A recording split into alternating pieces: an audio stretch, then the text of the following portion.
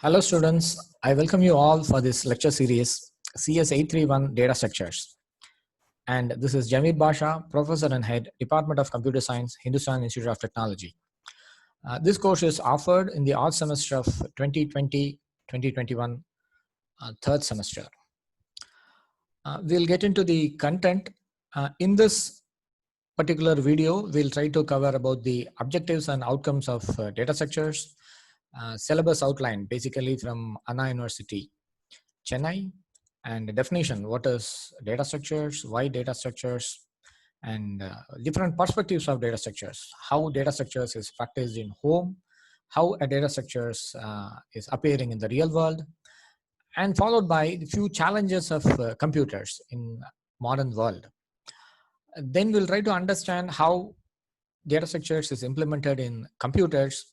And finally, in this video, we'll have an introduction about abstract data types. So to start with, this is the formal objective of this course. We'll try to understand the various concepts of abstract data types. And specifically, we'll be learning about linear data structures, which are list, stack, and queues, and the operations related to the linear data structures, such as sorting, searching, hashing algorithm, etc. And we'll try to understand the nonlinear data structures, trees and graphs in this subject. So as the expected outcome of this course, at the end of this course, we are expected to implement abstract data types for linear data structures, like we have to implement stacks, we have to implement queues, and we need to understand the application of these stacks and queues in various real-world problems related to computer science. So there are several problems which can be solved or implemented using linear and nonlinear data structures. We'll try to understand and we'll try to analyze, apply these data structures in various real-time problems. And finally, we'll try to analyze various critical algorithms such as sorting algorithms, searching algorithms, which basically uses these data structures. So this is the syllabus outline of the course. So as any subject, this course will also have 5 units. The first unit will discuss something about linear data structures, which starts from the basic arrays, whatever you have studied from C programming language or Python language, and we'll move into the dynamic arrays, your linked list, and various types of linked lists, singly linked list, circular linked list, doubly linked list. Then we'll try to analyze the applications of list in polynomial manipulations and several other operations of lists. So followed by unit 2, these are stacks and queues are nothing but they are the applications of list, and there are several real-time applications in computer science for the stacks and queues. As the course progresses, we'll be studying all these things. Coming to unit 3, it is a non-linear data structures, which means it is not a sequential one. So basically here we'll study something known as a tree, which is an abstract data type, and various types of trees and its applications in this third unit. And going to fourth unit, it is a continuation of this nonlinear data structures. There is one more thing known as graphs. These graphs are basically from your mathematical concepts. We'll study how to represent these graphs, what are the types of graphs, what are the operations related to this graph, and how these graphs are useful to solve any real-world applications. And fifth unit are basically the operations on these data structures. We'll study various searching methods, sorting methods, and hashing techniques, which is a special type of searching methods. So these are the 2 textbooks. One is the primary one by Mark Allen Weiss, Data Structures and Algorithm Analysis. So this is the core book for any data structures and computer science engineer who want to learn data structures from the start.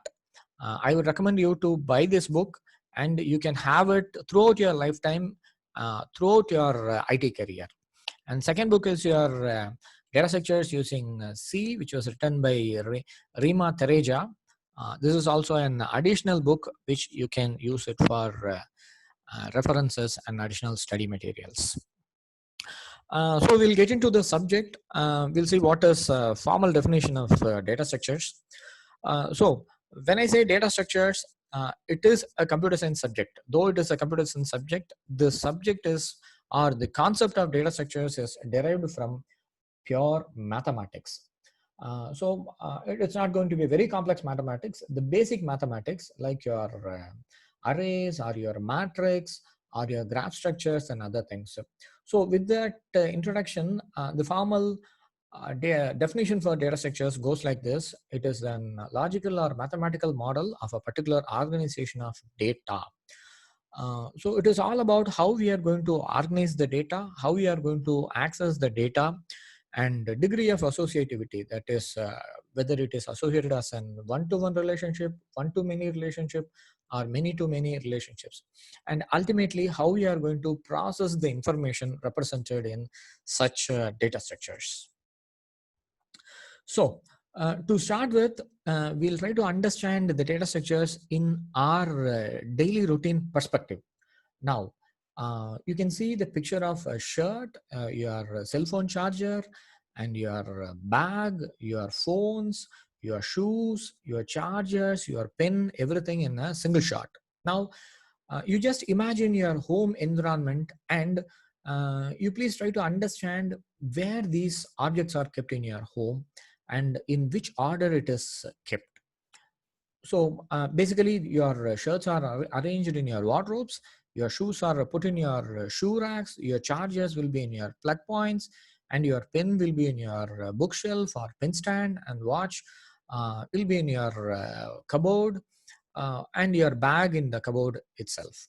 Why do you want to put these things in these places? So think of a morning day. In a busy day, you start your day and you don't find your shoes in your shoe rack, or you don't find your pen in your shelf, and even you are not going to get your shirts from your wardrobe. It is going to be a complete chaos, right? So this is the challenge. Now, I need to put these things in their respective places for the reason that I need to access it at an ease. So I'm going to start my daily routine. I'm going to complete my daily routine, and I'm going to access these things, the shirt from my wardrobe, and my watch or phone or my pen from my shelf, and I'm going to complete it with my shoes, pulling out from my shoe racks. So this is how it goes. This is why you need to have organization of things. So you understand, in your daily routine, we need to organize these things in their respective places for easy access. So this is the basic understanding, or this is the basic use of data structures as such. Now, coming to the real world examples, do you think about why these cars are parked in this manner? Why does people follow a queue in this fashion? And why a representation of a family is represented as a tree structure, and why your computer data or folders is organized in this particular structure? Now, when I'm not going to park my car in this particular order, what will happen? The simple thing is, I will not be able to either park, or I'll not be able to move my car out of my parking area. So if everything we are going to put it in this particular order, which is specified by the parking lot, it will be easier for me to park into the parking lot as well as move out of the parking lot. Coming to the queue, so I'm going to form a queue to get into your cinema theater, to get into your railway station, everything. So it is going to be easy operation. Whoever comes first will be available first in the queue, and it follows a general procedure where I'm going to have an easy access. And you have your main folder and you have your subfolders within that. Now this is particularly organized in a tree structure. Why I'm putting this in a tree structure? So I can easily access it. And my family tree starts from my great grandparents, my grandparents, my father and mother. So I can represent only in this form, that is a tree form. So this is also a type of data structures. And again, the purpose of these data structures is for accessing the data at ease. So we'll come to the computers, and we'll try to understand the background of development of these data structures, or why people decided to have this data structures. See, Basically, there are only two challenges with computers. This is an evergreen challenge. Any time and any space, you're going to put it these challenges open. That is, one is your space challenge and another is your time challenge. By means of space, probably you will be using your personal computers with 4 GB, 8 GB, or 16 GB of RAM. Now, why do you want to have more RAM space? Why do you want to have? Why should I have more RAM space? I need to store or load as many as programs possible. Now, think of a computer which is having only 2 GB of RAM, and I'm trying to operate with a application like Photoshop or any photo editing application. I will not be able to open the application because of lack of RAM. This is what we are calling at space complexity. And another thing is it is going to be a time complexity. So the time complexity is basically how fast I'm going to run my application. So now these are the two problems which are going to be evergreen. When I say space complexity, it directly denotes the amount of memory. The amount of memory includes my instruction space, space for simple variables, space for my storing my constants, and any other dynamic data structures. So coming to your time complexity, this is directly proportional to my machine speed. So currently we may be running with an i3 processor, i5 processor, i7 processor, starting from 1.4 gigahertz to 3 or 4 gigahertz. Now, as time progresses, my space is going to increase. However, on the other side, there are going to be applications which may be requiring more number of spaces. To put it in another way, you think of 10 or 20 years back, maybe in 2000, the RAM may be in very few MBs. It may be in 128 MB. Now, in that period, the applications were very limited and you don't have such a sophisticated applications. So, the very good example you can think of is you're playing your online games in your computers where you need a lot of RAM space so that your animations look real rather than get stuck here and there and it loads slowly. So this is the continuous challenges. As time progresses, we are getting advancements in the hardware technologies of RAM as well as in the CPU speed. You think of a microprocessor which was starting from a few kilohertz and basically a well-defined microprocessor 8085 which run in 1.4 megahertz, and you had several developments in computers. You have a Pentium processors, now you have i3, i5, i7, i9. As these things advances, the speed of the computer increases in terms of gigahertz. This may reach more than that. You can have terahertz of speed, and there will be a time where you will be using a TB of RAM. But still, you're going to have applications which will be requiring this much of RAM. So, what is the point of learning all these things?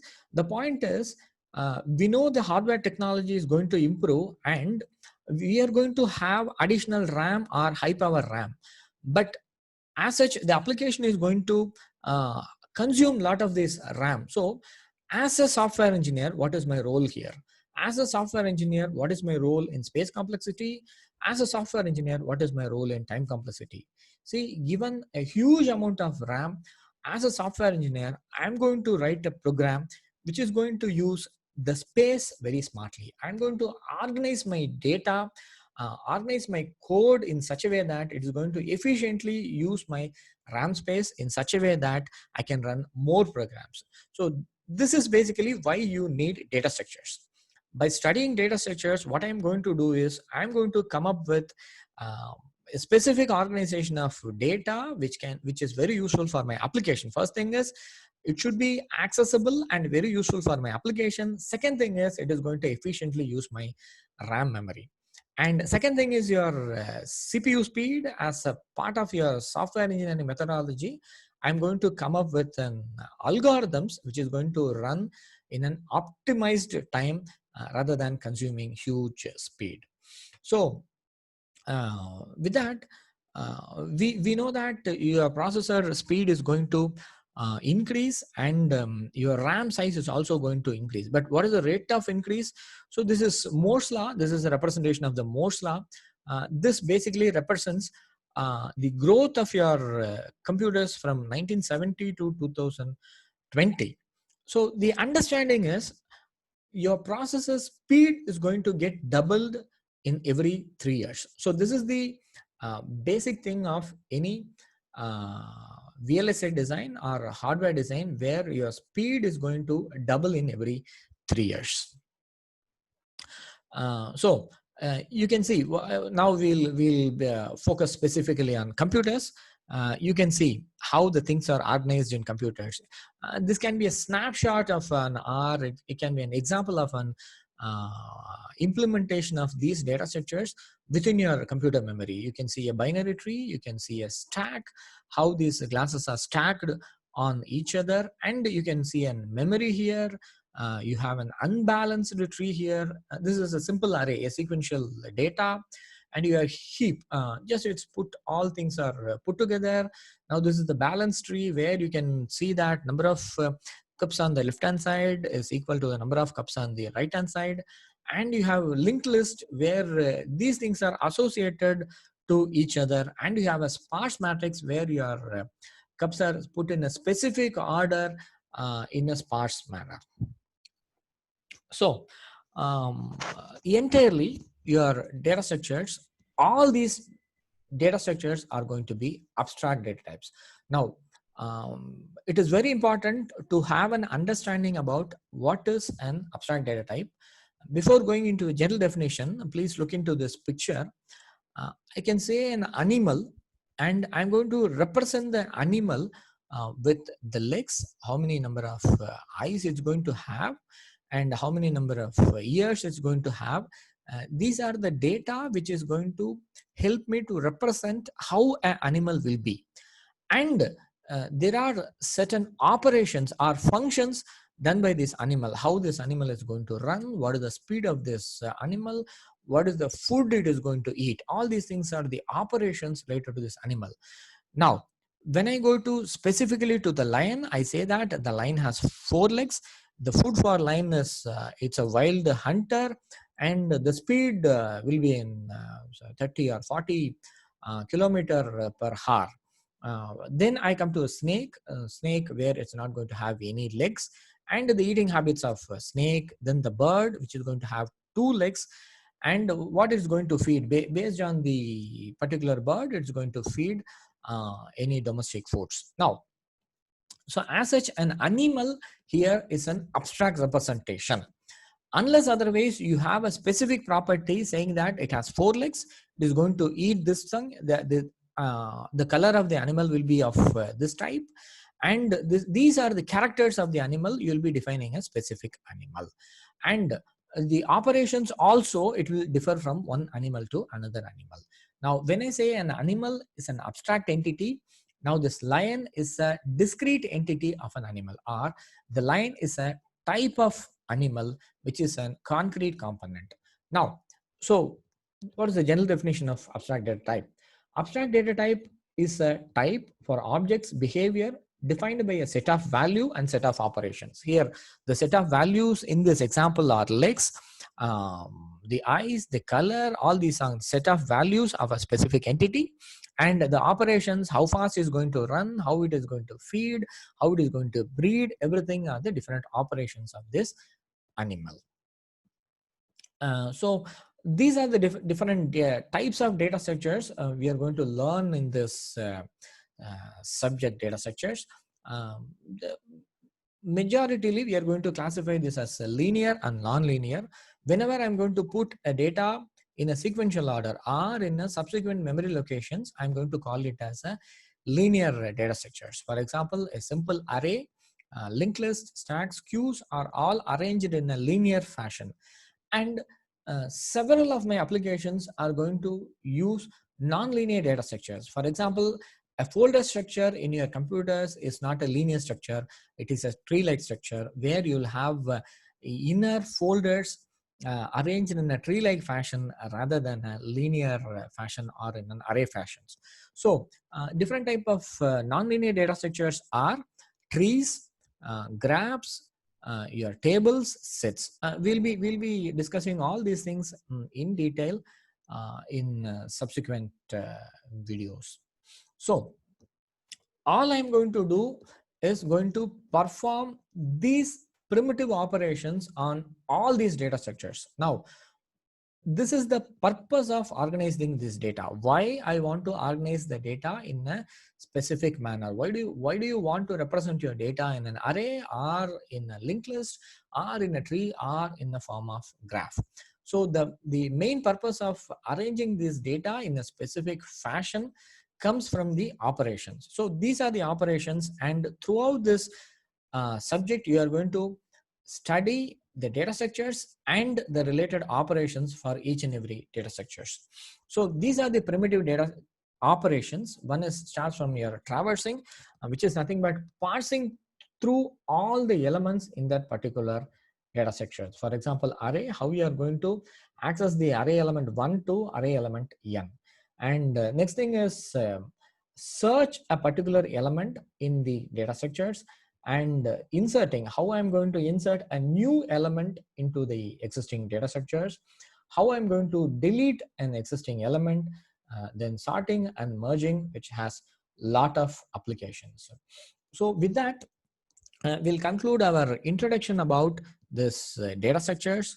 So what we learn is basically your objectives for this subject, where we are going to broadly, we are going to learn linear and nonlinear data structures. And at the end of the course, the outcome should be, we should be able to implement these abstract data types and various linear and nonlinear data structures. This is your syllabus, and this is a formal definition of data structures. I think you can understand better now why I want to have data structures. So this is where you learn the data structures from your home environment. This is where you learn your data structures from your real world environment. And this is the key challenges why I need to have a data structures or an efficient algorithm. So the difference is basically a hardware engineer and a software engineer. The Moore's law tells that every 3 years your technology is going to get doubled. So these are the basic representation of your data structures, or a snapshot of data structures. This is very important. The abstract data type. Abstract data type as such is going to be represented using a set of values and set of operations on that values. So what are those data structures we are going to study? These are the data structures, your arrays, linked lists, stacks and queues, trees, graphs, tables, and sets. And these are the abstract operations going to be performed on all these data structures. So in the next lecture, we'll start from linear data structure, a simple array implementation of data structures. We'll see what are the various operations, these operations on an array. And in subsequent videos, we'll see the applications of array. Thank you.